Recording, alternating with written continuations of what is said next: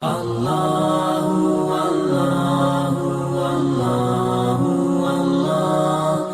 بات محبت کی ہو رہی ہے تو ایک اور تشبیہ کا سہارا لے رہا ہوں۔ محبت چیز ہی ایسی ہے کہ جب یہ کسی سے ہو جاتی ہے تو پھر اس کے بعد کچھ عادتیں بدلنا شروع ہو جاتی ہیں، مزاج میں تبدیلیاں آنا شروع ہو جاتی ہیں۔ لفظ محبت کو کہیں اور نہ لے جایا جائے، اگرچہ جوان زیادہ بیٹھے ہیں۔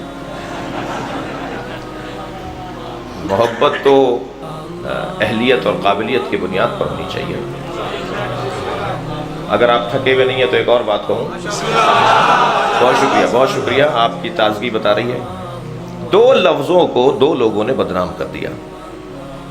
ایک ناکام عاشقوں نے عشق کو بدنام کر دیا، اور ایک غیر سیاسی لوگوں نے سیاست کو بدنام کر دیا۔ اتنا بولا غیر سیاسی لوگوں نے لفظ سیاست کہ وہ لفظ سیاست ہی بدنام ہو گیا۔ اور ہماری قوم کا بھی عجیب مزاج ہے، کہتی ہے کہ سیاست دین سے جدا ہے۔ سیاست نہیں آئی آواز نہیں، سیاست دین سے جدا ہے۔ قوم کا ہر تیسرا فرد کہتا ہے کہ سیاست دین سے جدا ہے، اور ہر ٹرسٹ میں سیاست ہے، ہر انجمن میں سیاست ہے،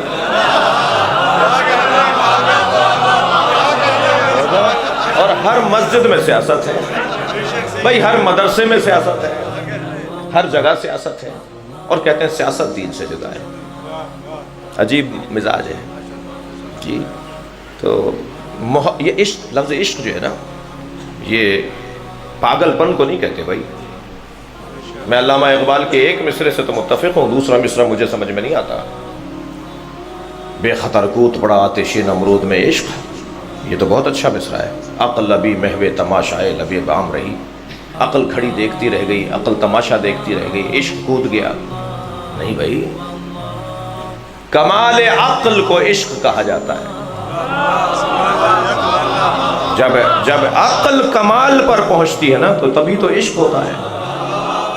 ایسا نہیں ہو سکتا کہ پاگل پن ہو اور کوئی عاشق ہو، پاگل ہو اور کوئی عاشق ہو، پاگل عاشق پاگل نہیں۔ اگر آپ ہمارے لیٹسٹ ویڈیوز کے بارے میں جاننا چاہتے ہیں تو ہمارے چینل کو سبسکرائب کریں اور بیل آئیکن کو پریس کریں۔ شکریہ۔